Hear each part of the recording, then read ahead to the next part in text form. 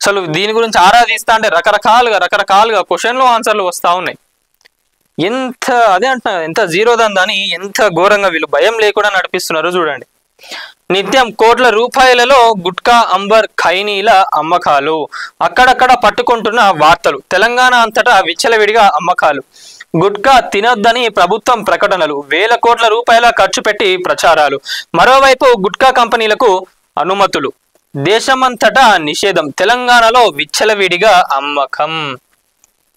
చెప్పండి, ఇది దీనికి సంబంధించి గుట్కాల వ్యాపారి గుట్కాలు అమ్ముకుంటూ ప్రజల ప్రాణాలు తీసేస్తూ గుట్కాలు కోట్లు సంపాదించుకొని అధికారులందరినీ రాజకీయ నాయకులందరినీ వాళ్ళ చేతులలో పెట్టుకొని బిజినెస్ చేస్తున్న పెద్ద మనుషులందరికీ కూడా ఒకటే హెచ్చరిక, మీరు దొరికితే ఎలా ఉంటుందో, మీ వార్తలన్నీ కూడా బయటికి వచ్చినప్పుడు ఎలా ఉంటుందో చూసుకోండి.